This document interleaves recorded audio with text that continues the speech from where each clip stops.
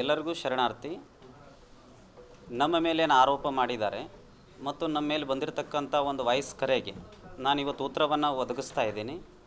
ನಮ್ಮ ಚಂದ್ರು ಲಮಾಣಿ ಡಾಕ್ಟರ್ ಅವರು ಈಗ ಬಂದಿರತಕ್ಕಂಥ ಸಮಸ್ಯೆಗೆ ಮತ್ತು ಈಗ ಬಂದಿರತಕ್ಕಂಥ ಅವ್ರ ಮೇಲೆ ಆಪಾದನೆಗೆ ಅದರಲ್ಲಿ ನಮ್ಮ ಯಾವುದೇ ಪಾತ್ರಗಳಿಲ್ಲ ಅಂತೇಳಿ ಈಗೂ ಹೇಳ್ತೀನಿ, ಮುಂದೆ ಹೇಳ್ತೀನಿ. ಆದರೆ ವಾಯ್ಸ್ ಕರೆ ನಂದೇ ಅದು, ನಾನು ಒಪ್ಕೊತೀನಿ ಅದನ್ನು. ಆ ವಾಯ್ಸ್ ಕರೆ ನಂದೇ ಹೌದು, ಅದನ್ನು ನಾನು ಸಮರ್ಥನೆಯೂ ಮಾಡ್ಕೊತೀನಿ. 4 ತಿಂಗಳದಿಂದ ಅವ್ರ ಕಡೆ ಇರ್ತಕ್ಕಂಥ ಈಗೇನು ಮೊನ್ನೆ ಸೋನು ಲಮಾಣಿ ಅಂತೇಳಿ ಏನು ಪ್ರೆಸ್ ಮೀಟನ್ನು ಮಾಡಿದ್ದಾನ, ಆ ಮನುಷ್ಯ ನನಗೆ ಫೋನ್ ಹಚ್ಚಿ ಶಾಸಕರ ಜೊತೆ ಒಂದಾಗಬೇಕು, ನೀವು ಒಂದಾಗಲಿಲ್ಲ ಅಂದ್ರೆ ಸಮಸ್ಯೆ ಆಗ್ತದೆ, ಹಾಗೆ ಈಗ ಅಂತೇಳಿ ನನ್ನ ಕಡೆ ಎಲ್ಲ ರಿಕಾರ್ಡಿಂಗ್ ಸಮೇತ ಇದೆ ಅವ್ರದ್ದು. ಈ ಹಿಂದೆ 4 ತಿಂಗಳ ಹಿಂದೆ ಮಾತಾಡಿದ್ರು ಅವರು. ನೆಕ್ಸ್ಟ್ ನಾನು ಮಾತಾಡಿರ್ತಕ್ಕಂಥ ವ್ಯಕ್ತಿ ಒಬ್ಬರು ಪಂಚಮಶಾಲಿ ಸಮಾಜದ ಪಾಪ ಅವರು ಅಧ್ಯಕ್ಷರು ಮತ್ತು BJP ಪಕ್ಷದ ಅವರು ಒಂದು ಪಕ್ಷದ ಶಿಸ್ತಿನ ಸಿಪಾಯಿನೂ ಹೌದು. ಆದರೆ ಆ ಮನುಷ್ಯ ನಾನು ಮಾತಾಡಿದ್ದು ನಿಜ ಇದೆ. ಅದು ನಾನು ರೈತರು ಹೋರಾಟಕ್ಕೆ ಕುಂತಾಗೂ ಕೂಡ ಇದೇ ಶಾಸಕರು ನನಗೆ ಫೋನ್ ಹಚ್ಚಿ ಭಾಳಷ್ಟು ಬೆದರಿಕೆ ಕರೆಗಳನ್ನು ಹಾಕಿಸಿದ್ದಾರೆ ಮತ್ತು ಅನೇಕ ಸಮಸ್ಯೆಗಳನ್ನು ಮಾಡಿದ್ದಾರೆ. ಮತ್ತು ಹೊಳ್ಳಿ ನಮ್ಮ ಆದರಳ್ಳಿ ನಮ್ಮ ಹಿರಿಯರಿಗೆ ಫೋನ್ ಹಚ್ಚಿ ಅವ್ರನ್ನ ಸ್ವಾಮಿಗಳ್ನ ಮಠ ಬಿಡಿಸೋದ್ರಿಂದ ನಿಮಗೆ ದುಡ್ಡು ಕೊಡ್ತೀನಿ, ಅವ್ರು ಇರೋದರಿಂದ ನನಗೆ ಇಲೆಕ್ಷನ್ ಗೆಲ್ಲಕ್ಕೆ ಆಗೋದಿಲ್ಲ, ಬೇರೆ ಬೇರೆ ಅವಾಚ್ಯ ಶಬ್ದವನ್ನು ಬಳಸಿದವರಿಂದ ನನಗೆ ಸಿಟ್ಟು ಬಂದು ಅವ್ರ ಮೇಲೆ ನಾನು ಶಾಸಕರು ಮತ್ತು ಅವರು ಮಾಡ್ತಕ್ಕಂಥ ಕೆಲಸಗಳಲ್ಲಿ ಅನೇಕ ನೀವೆಲ್ಲ ನೋಡ್ತಾಯಿದ್ರಿ, ಕ್ಷೇತ್ರದ ಜನ, ನಾನು ಒಬ್ಬನೇ ನೋಡ್ತಾ ಇಲ್ಲ, ಪ್ರತಿಯೊಬ್ಬರೂ ನೋಡ್ತಾ ಇದ್ದೀರಿ ಶಾಸಕರು ಏನು ಮಾಡ್ತಾಯಿದ್ದಾರೆ ಇಲ್ಲಿ ಕೆಲಸ ಏನಿಲ್ಲ ಅಂದಾಗ ಈ 3 ವರ್ಷ ಅಂಕರು ಕಳೆದು ಬಿಟ್ಟಿದ್ದೀವಿ, ಇನ್ನೂ 2 ವರ್ಷ ಕಳೆಯೋದೈತೆಪ್ಪ, ಹೆಂಗೆ ಕಳಿಬೇಕು ಇವನ ಕೈಯಾಗ? ಒಬ್ಬರು ಸ್ವಾಮಿಗಳ್ನೂ ಬಿಡವಲ್ಲ, ಒಬ್ಬರನ್ನ ಜನಸಾಮಾನ್ಯ ರೈತರನ್ನೂ ಬಿಡವಲ್ಲ, ಒಬ್ಬರು ಅಧಿಕಾರಿಗಳನ್ನೂ ಬಿಡವಲ್ಲ. ಆ ಮನುಷ್ಯ ಅಷ್ಟು ಕ್ರೂರಿ ಮನುಷ್ಯ ಹೌದು ಅವನು. ಒಬ್ಬರು ಮಠಾಧಿಪತಿಗಳು ಎಲ್ಲವನ್ನು ತ್ಯಜಿಸಿ ಮಠಕ್ಕೆ ಬಂದು ಕುಂತಿರ್ತಾರೆ ಅವರು, ಅವ್ರನ್ನೂ ಕೂಡ ಸನ್ಯಾಸಿಗಳ್ನೂ ಬಿಡವಲ್ಲ ಅಂದ್ರೆ ಸಮಾಜಕ್ಕೆ ಒಂದು ದೊಡ್ಡ ಕಪ್ಪು ಚುಕ್ಕಿಯಾಗಿ ಪರಿಣಮಿಸ್ತತಿದೆ ಅಂತೇಳಿ ನಾನು ಶಾಸಕರ ವಿರುದ್ಧ ಮಾತಾಡಿದ್ದು ನಿಜ ಐತಿ. ಅದನ್ನು ವಾಯ್ಸ್ ಕಾಲನ್ನು ಈಗಲೂ ಕೂಡ ಪರೀಕ್ಷೆ ಮಾಡಿಸ್ರಿ ನೀವು, ಎಷ್ಟು ದಿನದ್ದು ಹೌದದು, ಎಷ್ಟು ದಿನದ ಹಿಂದೆ ಮಾತಾಡಿದ್ದೀನಿ. ಈಗ ಆಗಿರ್ತಕ್ಕಂಥ ಘಟನೆಗೆ ನನಗೆ ಯಾವುದೇ ಸಂಬಂಧನೂ ಇಲ್ಲ, ಆ ಮನುಷ್ಯ ಯಾರಂತೂ ನನಗೆ ಕಾಂಟ್ಯಾಕ್ಟ್ರಿಗೆ ಗೊತ್ತಿಲ್ಲ. ಒಂದು ವೇಳೆ ಆ ಮನುಷ್ಯನ ಜೊತೆ ನಾನು ಮಾತಾಡಿದ್ದಾಗಲಿ ಅಥವಾ ಆ ಮನುಷ್ಯನ ಜೊತೆ ನನ್ನ ಕಾಲ್ ಟ್ರ್ಯಾಕನ್ನು ಹಾಕಿಸ್ರಿ ಅಥವಾ ನನ್ನ ನಂಬರನ್ನು ತೊಗೊಂಡು ನಾನು ಅದಕ್ಕೆ ಬದ್ಧನಾಗಿ ಕಾನೂನಕ್ಕೆ ನಾನು ವಿರುದ್ಧವಾಗಿ ಹೋಗೋದಿಲ್ಲ. ಎಲ್ಲ ಅಧಿಕಾರಿಗಳು ಸ್ಪಂದಿಸ್ತೀನಿ, ನಾನು ಮುಂದೂ ಸ್ಪಂದಿಸ್ತೀನಿ, ಈಗಲೂ ಸ್ಪಂದಿಸ್ತೀನಿ. ಆದರೆ ಚಂದ್ರು ಡಾಕ್ಟ್ರ್ ಅವರು ನಮ್ಮ ಸಮಾಜದವರೇ ಆಗಿ ಸಮಾಜದ ಸ್ವಾಮಿಗಳಿಗೆ ನೋವು ಮಾಡ್ತಾರಂದರೆ ಇನ್ನು ಯಾರನ್ನು ಬಿಡ್ತಾರೆ? ಅವರು ಎಲ್ಲರನ್ನೂ ಕೂಡ ನೋವು ಮಾಡಿರ್ತಕ್ಕಂಥ ವ್ಯಕ್ತಿನ ಈ ಹಿಂದೆ ನೀವು ಕೇಳಿದಿರಿ, ಮಾಂಡ್ರೆ ಅಂತೇಳಿ ಅವ್ರಿಗೆ ತ್ರಾಸು ಕೊಟ್ಟರು, ಅನೇಕ ಇಲ್ಲಿ ಅಧಿಕಾರಿಗಳಿಗೆ ತ್ರಾಸು ಕೊಟ್ಟರು, ಅನೇಕ ಎಲ್ಲರಿಗೂ ಯಾರನ್ನೂ ಬಿಡಲಾರ್ದು ಕ್ರೂರಿ ಮನುಷ್ಯ ಅವನು. ಸ್ವಂತ ನಾನು ಯಾಕೆ ಇದನ್ನು ಹೇಳೋಕ್ಕೆ ಇಚ್ಛಪಟ್ಟನಂದ್ರೆ ಅವನು ಏನೋ ಮಾಡಿದರೂ ಕೂಡ ತನ್ನ ಹಿತಕ್ಕೆ ಮಾಡ್ಕೊಳೋದಿಲ್ಲ, ನಮ್ಮ ಇನ್ನೊಬ್ಬರಿಗೆ ನೋವು ಮಾಡೋದು ಅವನ ಕೆಲಸ. ಅವನ ಜೊತೆಗೆ ಅವನು ಇರ್ತಕ್ಕಂಥ ಫಾಲೋವರ್ಸ್ಗಳು ನನಗೆ ನೀನೆ ರಾತ್ರಿ ಕೂಡ 1 ಗಂಟೆ ಕಾಲ್ ಬಂದಿದೆ, ನನಗೆ ರಾತ್ರಿ 1 ಗಂಟೆ ಸಮಯಕ್ಕೆ ಕಾಲ್ ಬಂದಿದೆ. ಅವ್ರು ಯಾರು ಎಲ್ಲಿಯರಂತ ಗೊತ್ತಾಗ್ತಾಯಿಲ್ಲ, ಚಿತ್ರದುರ್ಗ ಅಂತೇಳಿ ಹೇಳಿದರು, ಅಲ್ಲಿಂದ ಫೋನನ್ನು ಕಟ್ ಮಾಡಿದರು. ಈ ಥರ ನಾನು ಭಯದಲ್ಲೇ ಜೀವನವನ್ನು ಮಾಡ್ತಾಯಿದ್ದೇನೆ.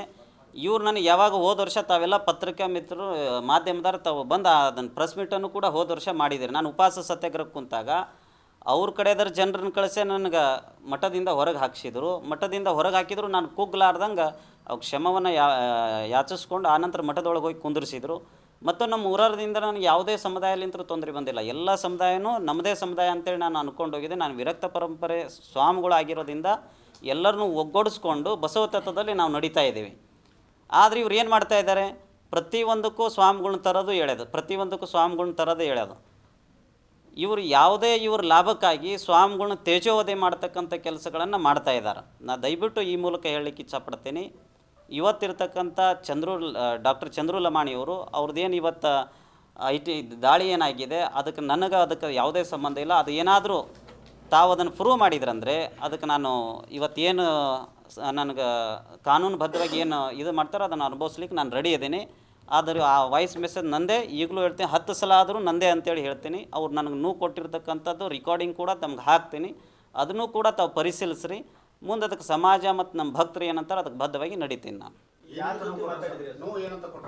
ನೋವು ಏನಂತ ಕೊಟ್ರಂದರೆ ಸ್ವಾಮಿಗಳು ಆ ಮಠದಲ್ಲಿ ಇರಬಾರ್ದು ಗೌಡ್ರ, ನಮ್ಮೂರು ಗೌಡ್ರಿಗೆ ಫೋನ್ ಹಚ್ಚಿ ಹೇಳ್ತಾರೆ ಅವರು, ಸ್ವಾಮಿಗಳು ಇಲ್ಲಿ ಇರಬಾರ್ದು, ಇದ್ರಂದ್ರೆ ಸಮಸ್ಯೆಗಳಾಗ್ತವೆ. ಮತ್ತು ಅವ್ರ ಸಮಾಜದ 2 ಮಂದಿನ ಹಚ್ಚಿ ಬೇರೆ ಅವನ್ನೆಲ್ಲ ನಾನು ಹೇಳೋದು ತಮ್ಗೆ ರಿಕಾರ್ಡಿಂಗ್ ಕೊಟ್ಟನೆ ಅಂದ್ರೆ ಅದನ್ನು ಆ ರಿಕಾರ್ಡಿಂಗೇ ಹೇಳ್ತದೆ, ನಾನು ಹೇಳೋಂಥ ಅವಶ್ಯಕತೆ ಏನಿಲ್ಲ. ಆದರೆ ಆ ಅವಾಚ್ಯ ಶಬ್ದ ಬಳಸಿದಾಗ ಒಬ್ಬರು ಸ್ವಾಮಿಗಳು ಸುಮ್ಮನೆ ಕುಂತಾರನ್ನ ತೆಡುತ್ತಾರಂದ್ರೆ ಎಷ್ಟು ನೋವು ಆಗಾಕಿಲ್ಲ ನಮಗೆ. ಸ್ವಾಮಿಗಳು ನಿಮಗೂ ಏನು ಯಾಕೆ ನಮ್ಮ ಮಧ್ಯೆ ಅವ್ರ ಮಧ್ಯೆ ಯಾವುದೇ ಗಲಾಟೆ ಇಲ್ಲ, ಯಾವುದೂ ಗಲಾಟೆ ಇಲ್ಲ. ಫಸ್ಟ್ ಪ್ರಾರಂಭದಲ್ಲಿ ಇದು ಸೇವಾಲಾಲ್ ಜಯಂತಿ ಪೂರ್ವದಲ್ಲೇ ನಾನು ತಾಲೂಕು ಅಧ್ಯಕ್ಷರನ್ನು, ಇಲ್ಲಿ ಬಂಜಾರ ಸಮಾಜದ ತಾಲೂಕು ಅಧ್ಯಕ್ಷರನ್ನು ಚೇಂಜ್ ಮಾಡಬೇಕು ಅಂತೇಳಿ ನಾನು ಹೇಳಿದ್ದೆ. ಇದು 1ರಿಂದ ಪ್ರಾರಂಭ ಆಯಿತು. ಯಾಕಂದರೆ ಅವ್ರನ್ನ ಯಾಕೆ ಚೇಂಜ್ ಮಾಡ್ಬೇಕಂತೇಳಿ ಫಸ್ಟನೇ ಕೊಟ್ಟಿದ್ದಂದರೆ 22 ವರ್ಷದಿಂದ ಒಬ್ಬರೇ ಅಧ್ಯಕ್ಷರಿರೋದ್ರಿಂದ ಸಮಾಜ ಉದ್ಧಾರ ಆಗ್ಲಿಕ್ಕೆ ಸಾಧ್ಯ ಇಲ್ಲ. ಸಮಾಜದಲ್ಲಿ ಬದಲಾವಣೆ ಬಯಸ್ಬೇಕಂದಾಗ ಯುವಕರಿಗೆ ತಾವು ಸಪೋರ್ಟನ್ನು ಮಾಡಿರಿ, ಯುವಕರಿಗೆ ತಾವು ಬದಲಾವಣೆ 3 ವರ್ಷಕ್ಕೊಮ್ಮೆ ಪ್ರತಿಯೊಬ್ಬ ಅಧ್ಯಕ್ಷನೂ ಚೇಂಜ್ ಆಗಬೇಕು. ಸಮಾಜಕ್ಕೆ ನೋವು ಬಂದಾಗ ಯಾರೂ ಕೂಡ ಅಧ್ಯಕ್ಷರು ಈ ಶಿರಹಟ್ಟಿ ಮತ್ತು ಲಕ್ಷ್ಮೇಶ್ವರ ಜಿಲ್ಲೆಯಲ್ಲಿ ಬರೋದಿಲ್ಲ ಅಂತೇಳಿ ಈ ಮಾತನ್ನು ಹೇಳಿದಾಗ ಅಲ್ಲಿಂದ ಪ್ರಾರಂಭ ಆಯ್ತಿದ್ದು ಒಂದೇ ಥರ. ಮತ್ತು ಶಾಸಕರಿಗೆ ನಾನು ಹೇಳಿಕ್ಕೆ ಇಚ್ಛಪಡ್ತೀನಿ, ಅವ್ರು ಧರ್ಮದಿಂದ ನಡೆಯಂತಕ್ಕಂಥವ್ರು ಆಗಬೇಕು. ಅಧರ್ಮವನ್ನು ಕೈಗೆ ತೊಗೊಂಡಾಗ ನಾವಾದರೂ ಸುಮ್ಮನೆ ಕೊಡ್ಲಿಕ್ಕೆ ಬರೋದಿಲ್ಲ. ಅವರು ಭಿನ್ನಾಭಿಪ್ರಾಯನ ಬಿಟ್ಕೊಂಡು ಮಠದಿಂದ ಹೊರಗೆ ಹಾಕಿಸ್ಬೇಕು ಅವ್ರನ್ನ ಹೆಂಗಾರ ಮಾಡಿ ಅಂತೇಳಿ ಷಡ್ಯಂತ್ರವನ್ನು ಮಾಡಿದ್ರು. ಅವ್ರು ಪ್ರತಿಯೊಂದು ಸಲನೂ ಮಾಡ್ಕೊತ ಬಂದಾರ. ಆ ರಿಕಾರ್ಡಿಂಗ್ ಕೂಡ ಅಂಥವು ರಿಕಾರ್ಡಿಂಗ್ ಭಾಳಷ್ಟು ಇದಾವೆ ನನ್ನ ಕಡೆ. ಆದರೆ ನಿಮ್ಗೆ ಒಂದು ಕೊಡ್ಲಿಕ್ಕೆ ಇಚ್ಛಪಡ್ತೀನಿ ನಾನು. ನೆಕ್ಸ್ಟ್ ಟೈಮ್ ಇನ್ನೊಂದು ಪ್ರತಿಯೊಂದನ್ನು ಕಾನೂನುಬದ್ಧವಾಗಿ ಏನು ಮುಂದುವರಿಬೇಕು. ನಾನು ಈ ರಿಕಾರ್ಡಿಂಗ್ ಸಮೇತ 4 ರಿಕಾರ್ಡಿಂಗ್ ರಿಲೀಸ್ ಆಗಿದ್ದು. ನಾನು 4 ರಿಕಾರ್ಡಿಂಗ್ ರಿಲೀಸ್ ಆದಾಗ ನಾನು ಸ್ವಯಂ SP ಸಾಹೇಬ್ರಿಗೆ ಹೋಗಿ ಭೇಟಿಯಾಗಿದ್ದೀನಿ. ನನ್ನ ಫೋನಿಂದ ಹೋಗ್ಯವೋ ಅಥವಾ ನಮ್ಮ ಮಂಜಣ್ಣರ ಫೋನ್ಲಿಂತ ಹೋಗಿದ್ದವು ನೋಡ್ರಿ ಇದನ್ನೊಮ್ಮೆ ಅಂತೇಳಿ SP ಸಾಹೇಬ್ರಿಗೆ ಭೇಟಿಯಾಗಿದೆ. SP ಸಾಹೇಬ್ರು ಅಂದರು, ಅಜರ ತಾವು ಈ ಫೋನನ್ನು ನಮ್ಮ ಕಂಪ್ಲೇಂಟನ್ನು ಕೊಡಿ, ಕಂಪ್ಲೇಂಟನ್ನು ಕೊಟ್ಟು ಫೋನನ್ನು ನಮ್ಮ ಹ್ಯಾಂಡ್ ಓವರ್ ಮಾಡಿ ಅದನ್ನು ವಿಚಾರ ಮಾಡ್ತೀವಿ ಅಂದ.